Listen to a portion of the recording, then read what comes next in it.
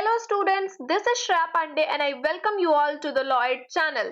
In this video, we are going to discuss the practice MCQs of the Indian Contract Act 1872, which will be beneficial for your All India Bar examination as well as in any state judiciary examination where Indian Contract Act plays an important role. So today's our first question is, last video में हमने question number 45 तक discuss कर लिया था and today we will be discussing from question number 46. So today's first question is, which one of the following cases belongs to the principle of pari delicto? We are talking about the principle of pari delicto. ठीक है, और कौन से case में इसका principal दिया हुआ था? Is it option number A, that is Barrett versus Irwin? Option number B, that is Banwari Lal versus Sukhdarshan Dayal. Is it option number C, that is Om Karmal versus Banwari Lal? Or is it option number D, that is State of Madras versus Gyanan Dankarle and Company? We are talking about the principle of pari delicto. And the correct answer to this question will be option number C, that is Om Karmal versus Banwari Lal. See, जो case laws based questions होते हैं या तो उसके answers आपको आ रहे होते हैं या तो आपको नहीं आ रहे होते. तो ऑल इंडिया बार एग्जामिनेशन में हमारा नेगेटिव मार्किंग तो है नहीं, तो इवन इफ अगर आपको बिल्कुल भी आइडिया नहीं कि इसका क्या ऑप्शन हो सकता है, फिर भी आप कोई ना कोई ऑप्शन पर टिक करके आ जाइएगा, क्या पता वो ऑप्शन सही ही हो जाए. ठीक है, नेगेटिव मार्किंग है नहीं हमें, तो हमें कोई डर नहीं है, हमारा कुछ लॉस नहीं होने वाला अगर हम ये क्वेश्चन अटेम्प्ट करते हैं. Okay, our next question is, under the Indian Contract Act, if the nature of liability in a contract is changed, it is shown as. See, एक कॉन्ट्रैक्ट का अगर हम नेचर चेंज कर दे रहे हैं, ठीक है, नेचर ऑफ लाइबिलिटी अगर हम चेंज कर दे रहे हैं, तो वो कॉन्ट्रैक्ट कैसा हो जाएगा? क्या उसे हम revocation as a revocation show कर सकते हैं, क्या एज अ रिसेशन शो कर सकते हैं, या ऑल्टरेशन में फॉल करेगा वो, या इट विल बी नोवेशन? ये सारे कंसेप्ट हमारे लिए बहुत इंपॉर्टेंट है. ये सारे ऑप्शंस के कंसेप्ट आप ध्यान में रखिएगा before giving your all India bar examination. और अगर मैं बात करूं इस क्वेश्चन की, तो हमारा सही आंसर हो जाने वाला है option number D, that is novation. और इस क्वेश्चन को यूपी जुडिशरी में भी पूछा गया था. नोवेशन, अगर किसी भी कॉन्ट्रैक्ट का नेचर ही बदल जा रहा है, ठीक है, मतलब वो कॉन्ट्रैक्ट पूरी तरह से बदल गया. इस मामले में क्या होता है, जो हमारा पुराना कॉन्ट्रैक्ट होता है हमें उसे इन्फोर्स करने की अब जरूरत ही नहीं है. जो नया कॉन्ट्रैक्ट बना है, जो नेचर चेंज होने के बाद जो कॉन्ट्रैक्ट की फॉर्मेशन हुई है, वो कॉन्ट्रैक्ट ही हमारा रियल कॉन्ट्रैक्ट बन जाता है. ठीक है, और इस कंसेप्ट को हम नोवेशन कहते हैं. मतलब एक कॉन्ट्रैक्ट पूरी तरह से न्यू हो गया, हम न्यू कॉन्ट्रैक्ट को फॉलो करने वाले हैं, ना कि पुराने कॉन्ट्रैक्ट को. ठीक है, हमारा नेक्स्ट क्वेश्चन है, an agent at the time of making the contract. एक कॉन्ट्रैक्ट बनाते समय एजेंट ने डिस्क्लोज नहीं करा name and address of the principal. ठीक है, जो उसका प्रिंसिपल था उसका नेम एंड एड्रेस उसने डिस्क्लोज नहीं करा फ्रॉम दी सेकेंड पार्टी, मतलब जिस पार्टी के साथ वो कॉन्ट्रैक्ट कर रहा था. लेकिन जो सेकेंड पार्टी है, बाद में उसे पता चल जाता है name and address of the principal. अब अगर कोई भी डिफॉल्ट होता है उस कॉन्ट्रैक्ट में, तो क्या सेकेंड पार्टी सूट फाइल कर सकता है? और अगर सूट फाइल वो कर सकता है तो किसके खिलाफ? क्या वो सिर्फ प्रिंसिपल के खिलाफ सूट फाइल कर पाएगा? क्या वो एजेंट और एजेंट के खिलाफ सूट फाइल कर सकता है? क्या वो प्रिंसिपल, एजेंट या उन दोनों के खिलाफ ही सूट फाइल कर सकता है? या is it option number D, that is none of the above? We are talking about the second party. ठीक है, तो अगर डिफॉल्ट होता है इस कॉन्ट्रैक्ट में, तो सेकेंड पार्टी किसके खिलाफ सूट फाइल कर सकता है? So the correct answer to this question will be option number C, that is जो सेकेंड पार्टी है वो प्रिंसिपल के खिलाफ, एजेंट के खिलाफ या उन दोनों के खिलाफ ही सूट फाइल कर सकता है. ठीक है, हमारा नेक्स्ट क्वेश्चन है, under the Indian Contract Act 1872, A promises B to drop a prosecution. A ने बी से ये प्रॉमिस करा कि I will drop a prosecution, जो कि मैंने इंस्टीट्यूट करा है बी के अगेंस्ट. ठीक है, बी के अगेंस्ट मैंने रॉबरी का प्रोसिक्यूशन करा है और मैं कह रहा हूं कि मैं प्रोसिक्यूशन को ड्रॉप करने के लिए तैयार हूं. और बी ये प्रॉमिस करता है कि वो वैल्यू को रीस्टोर कर देगा, जो भी थिंग्स उसने रॉबरी में चुराए हैं वो सारी चीजें वो रीस्टोर करने को तैयार है। ये एक एग्रीमेंट है, ठीक है। तो ये जो एग्रीमेंट है, क्या ये वैलिड एग्रीमेंट है या फिर ये इनवैलिड एग्रीमेंट है, या ये वॉइड एग्रीमेंट है, या फिर ये वॉइडेबल एग्रीमेंट है? ठीक है, आई होप आपको क्वेश्चन समझ आ गया। सॉरी। ए ने प्रॉमिस करा है बी को कि मैं आपके खिलाफ मैंने जो भी केस करा है वो मैं ड्रॉप कर देने वाला हूं अगर आप मेरे सारे प्रॉपर्टीज को या जो भी चीजें आपने मुझसे चोरी करी, रॉबरी करी, वो सारी चीजें आप रिस्टोर कर दें। बी ने प्रॉमिस कर दिया कि ठीक है, आई विल रिस्टोर एवरीथिंग। तो क्या ये एग्रीमेंट किस तरह का एग्रीमेंट है? तो मैं बता दूं कि this agreement is a void agreement. और ये वॉइड एग्रीमेंट क्यों है? क्योंकि यहाँ हम बात कर रहे हैं agreement in restraint of legal proceedings. अगर आपको याद हो, agreement in restraint of marriage, restraint of trade, restraint of legal proceeding या अनसर्टिनिटी या वेजरिंग एग्रीमेंट है, ये सारे एग्रीमेंट्स वॉइड होते हैं, ठीक है। तो यहाँ पर भी हम लीगल प्रोसीडिंग्स को रिस्ट्रेंट कर रहे हैं, तो this will be a void agreement. हमारा नेक्स्ट क्वेश्चन है, A having advanced money to his son B during his minority। A ने अपने बेटे B को माइनॉरिटी के दौरान, मतलब B जब 18 साल से नीचे का था तब A ने उसे मनी एडवांस करा। Upon B's coming of the age obtains by misuse of the parental influence a bond from B for a greater influence, a bond from B for a greater amount than the sum due in respect of the advance। C, B तो उस वक्त छोटा था जब ए ने उसे money advance करा, और अपना पेरेंटल इन्फ्लुएंस दिखाकर ए ने उससे एक एग्रीमेंट में ये लिखवा लिया कि ठीक है, मैंने जितना भी अमाउंट तुम्हें दिया है एज एन एडवांस मनी, उससे ज्यादा अमाउंट ऑफ मनी तुम मुझे रिटर्न करोगे, ठीक है। तो ए ने यहाँ पर क्या करा है? हम देख सकते हैं उसने मिसयूज करा अपना पेरेंटल इन्फ्लुएंस, ठीक है। तो ए ने क्या एम्प्लॉय करा है? क्या उसने कोर्जन करा है? क्या उसने मिस्टेक करी है? क्या उसने अनड्यू इन्फ्लुएंस करी है? या फिर उसने मिस रिप्रेजेंटेशन किया है? Question number 50। आई होप आपको ये क्वेश्चन समझ आ गया हो। तो इसका सही आंसर हो जाएगा option number C, that is undue influence. और अनड्यू इन्फ्लुएंस की डेफिनेशन हमें मिलती है सेक्शन नंबर 16 में। और अगर कोई भी पर्सन अनड्यू इन्फ्लुएंस करके हमारे साथ कोई कॉन्ट्रैक्ट करता है तो that contract will be avoidable contract under section 19A of the Indian Contract act, ठीक है। यहाँ पर पेरेंट ने मिसयूज करा, अपना पेरेंटल इन्फ्लुएंस दिखाया, ठीक है। This is why this is undue influence, क्योंकि यहाँ पर ए ऐसे पोजीशन पर था कि वो डोमिनेट कर सकता था कंसेंट ऑफ बी, ठीक है। Our next question is, in law of contract bailor in pledge is called. Law of contract में बेलर को हम क्या कहते हैं? प्लेज के मामलों में, प्लेज के मामलों में बेलर को हम क्या कहते हैं? क्या हम उसे पॉनर कहते हैं, पावनी कहते हैं, एजेंट कहते हैं, या फिर बेली कहते हैं? We are talking about the bailor. और प्लेज के मामलों में हम बेलर को क्या कहते हैं? और इसका सही आंसर हो जाएगा option number A, that is पॉनर, ठीक है। बेलर को हम प्लेज के मामलों में पॉनर कहते हैं और बेली को हम पावनी कहते हैं, ठीक है। Our next question is, nudum pactum. Nudum pactum का क्या मतलब होता है? ये एक लीगल मैक्सिम है, ये आपके लिए बहुत ही इंपॉर्टेंट है। और हमारे इंडियन कॉन्ट्रैक्ट एक्ट के डायरेक्ट में ये वर्ड आपको नहीं मिलने वाला है, इसलिए इस वर्ड का मतलब आप समझ लीजिए और इसे याद कर लीजिए। This will be helpful for your all India bar examination. इस क्वेश्चन को AIB के अलावा कई सारे अदर एग्जाम्स में भी पूछा जा चुका, यहाँ तक कि ये हमारे यूपी जुडिशरी का ओल्ड क्वेश्चन रह चुका है, ठीक है। यूपी जुडिशरी के PYQ से मैंने ये क्वेश्चन लिया है।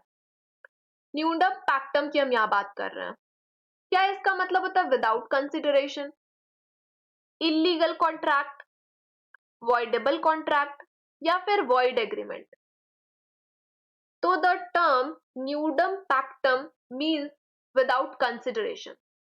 कोई भी एग्रीमेंट हम अगर बिना किसी कंसिडरेशन करते हैं तो हम उसे न्यूडम पैक्टम कहते हैं। That means a nude agreement या न्यूड कॉन्ट्रैक्ट, ठीक है, जिसमें कंसिडरेशन नहीं होता है।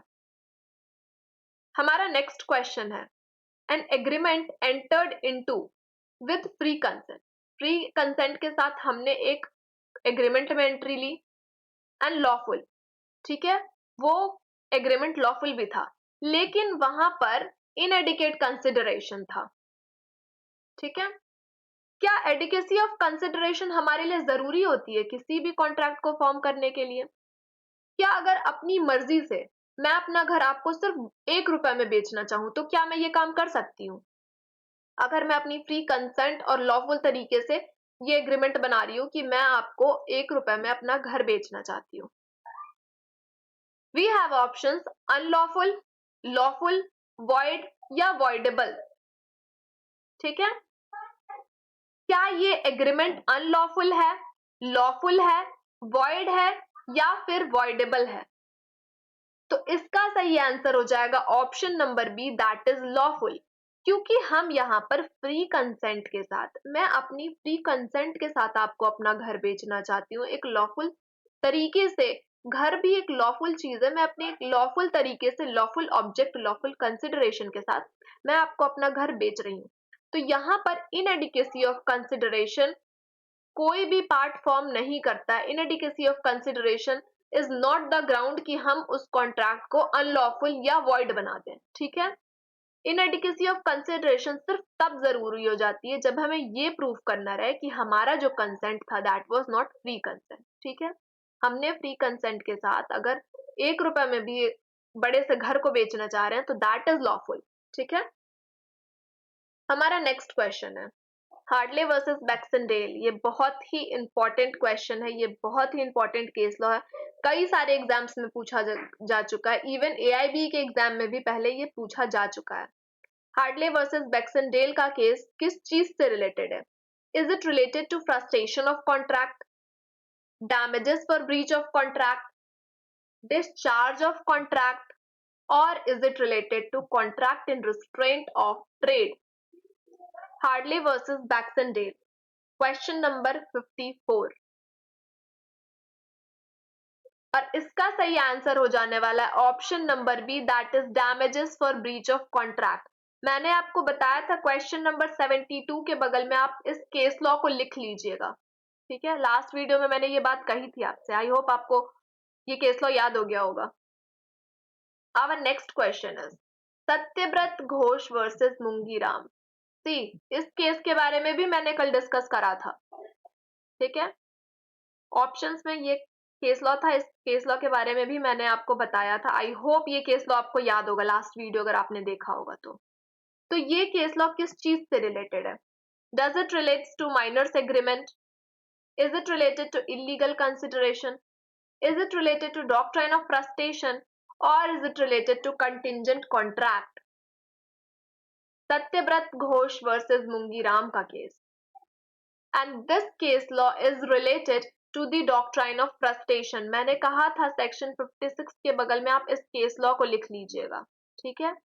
अगर हम माइनर्स एग्रीमेंट की बात करते हैं तो हमारे पास एक केस लॉ बहुत ही इंपॉर्टेंट है, एंड दैट इज वो केस लॉ या that is Dharmodas Ghosh versus Mohiri Bibi versus Dharmodas Ghosh का केस है, right.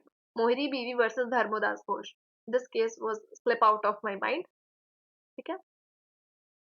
The next question is A agrees to pay B rupees 1000.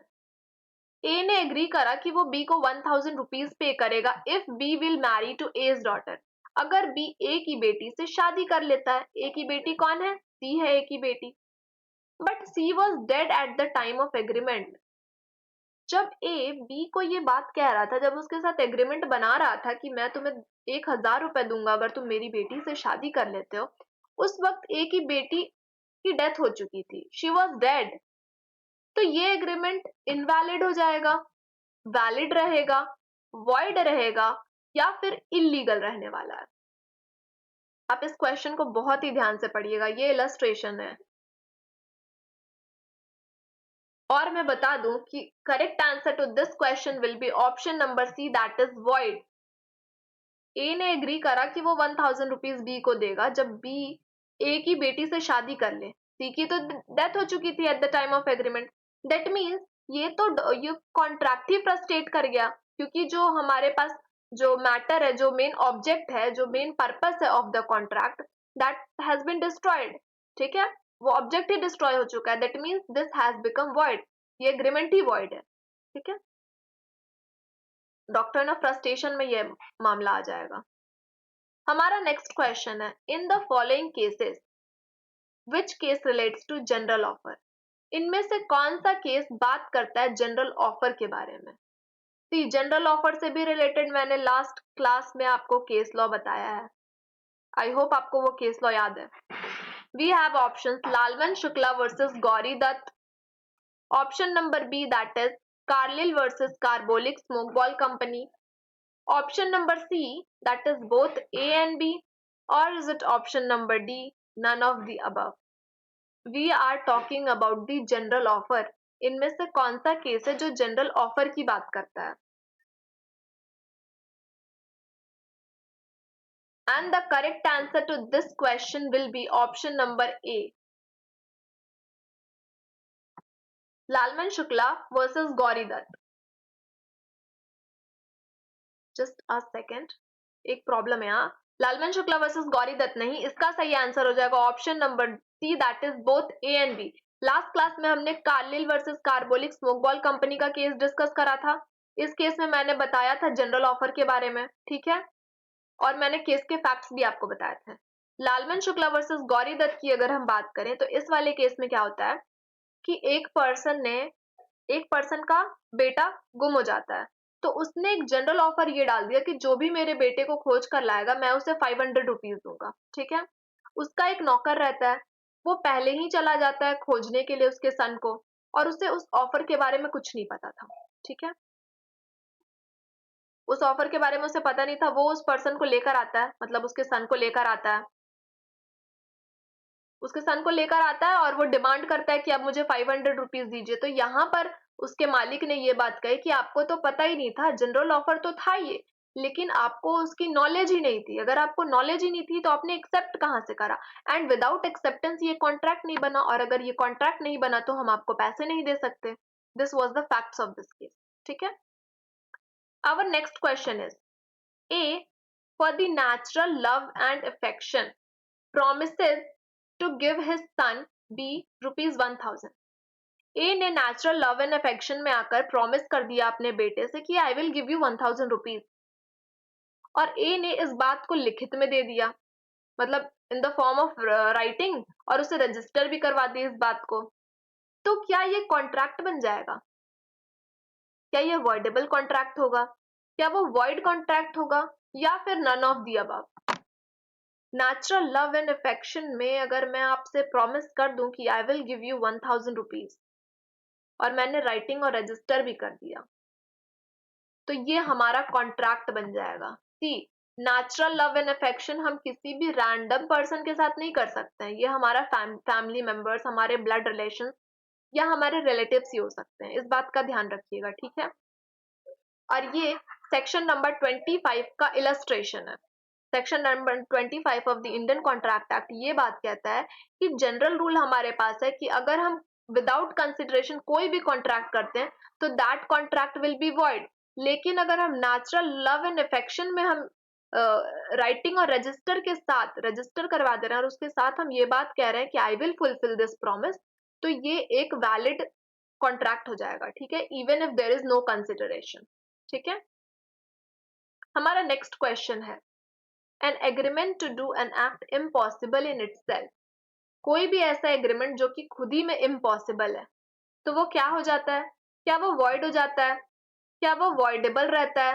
क्या वो वैलिड रहता है, या फिर वो इलीगल बन जाता है? Agreement to do an act which is impossible in itself, impossible agreements की हम बात कर रहे हैं, तो इसका सही आंसर हो जाएगा option number A, that is void. अगर कोई भी एग्रीमेंट विच इज इम्पॉसिबल है तो वो तो वॉइड हो गया। दैट मीन्स यहाँ डॉक्ट्रिन ऑफ फ्रस्ट्रेशन काम करने वाला है, कॉन्ट्रैक्ट फ्रस्ट्रेट हो चुका है। ठीक है, और आज का हमारा लास्ट क्वेश्चन है, unlawful consideration and object have been mentioned under which section of the Indian Contract Act 1872? We are talking about the unlawful consideration and object. और इनमें से कौन से सेक्शन में ये बात मेंशन करी गई है? Is it section 18? Option number A, section 18. Is it option B, that is section number 20? Is it option C, that is section 26? Or is it option number D, that is section number 23? We are talking about the unlawful consideration and object. कौन से section में ये बात mention करी गई है? Which section of the Indian Contract Act 1872? So the correct answer to this question will be option number D, that is section number 23 talks about the unlawful consideration and object. और इसी के साथ हमारा ये lecture complete होता है।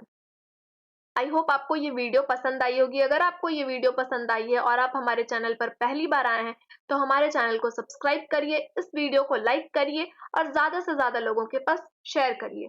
मिलते हैं नेक्स्ट वीडियो में।